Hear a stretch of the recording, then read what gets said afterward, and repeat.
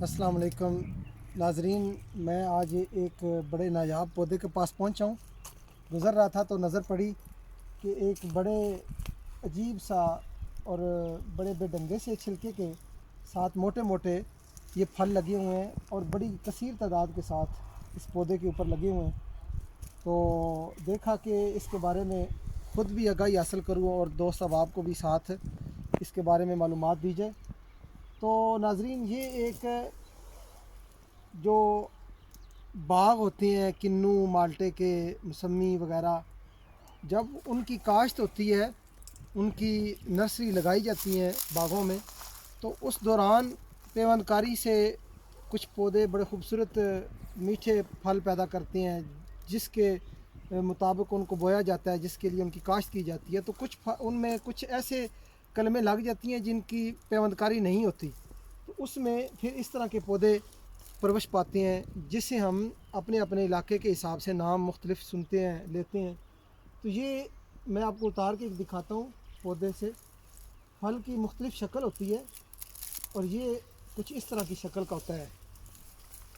ये इसका बड़ा मोटा छिलका होता है और ये बड़ा एक बेढंगा सा बेतरतीबा सा इसका छिलका होता है। बाकायदा गोलाई भी नहीं होती, ना कोई लंबाई, यानी कोई ख़ास इसकी बनावट नहीं होती।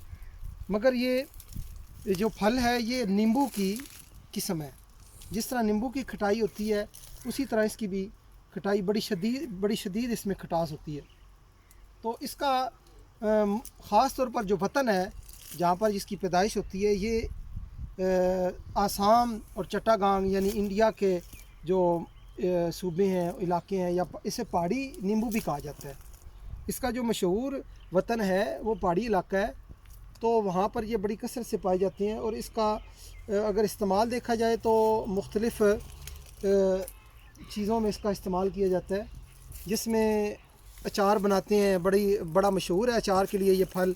इसमें इसका मुरब्बा भी बनाया जाता है। और इसका मुख्तलिफ़ तिब के हवाले से देखा जाए तो जोड़ों के दर्द के लिए इसका लेप लगाया जाता है। मुख्तलिफ़ इसके मराइल से गुज़ार कर इसको तैयार किया जाता है, फिर इसका लेप लगाया जाता है। और इसी तरह इसके मुख्तलिफ़ फ़ायदे हैं, मगर आम इस्तेमाल ये नहीं होता।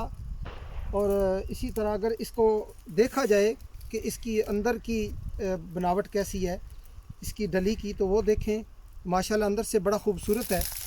इसकी खूबसूरती ऐसी है जैसे हम मौसमी माल्टे को जो इस्तेमाल करते हैं, माल्टा खाते हैं, बड़ी खूबसूरत और बड़ी यूनिक साइज़ का डिज़ाइन है अंदर से भी। और छिलका आप देख रहे हैं, छिलका भी ठीक ठाक मोटा होता है। तो इस छिलके के भी बड़े फ़ायदे हैं। और ये भी विटामिन सी और दीगर पोटाशियम भी इसमें काफ़ी, और फाइबर भी इसमें काफ़ी मिकदार में होता है। तो जो ख़ास तौर पर हकीम हज़रात हैं या मेडिकल से वाबस्ता लोग हैं, वो इस बारे में मज़ीद गहराई में जानते होंगे, लेकिन हम जितना जान सके, जितना इसके बारे में मालूमात रखते हैं, हम अपने नाज़रीन तक पहुंचाना चाहते थे। तो सोचा कि गुज़रते हुए इसके बारे में बात की जाए। तो नामों के बारे में मैंने आपको बताया कि हमारे इलाके में सरगोदा में इसको खट्टी के नाम से याद किया जाता है। और मुख्तलिफ़ जो इसके नाम हैं, गलगल भी इसको कहते हैं, गैन के साथ गलगल, और गाफ के साथ गरगल भी इसको कहते हैं। तो ये इसके नाम है। और इसको पहाड़ी नींबू के नाम से भी पुकारा जाता है। तो मुख्तलिफ़ आप सर्च करेंगे तो आपको इसके बारे में मज़ीद कुछ काफ़ी इन्फॉर्मेशन मिल जाए।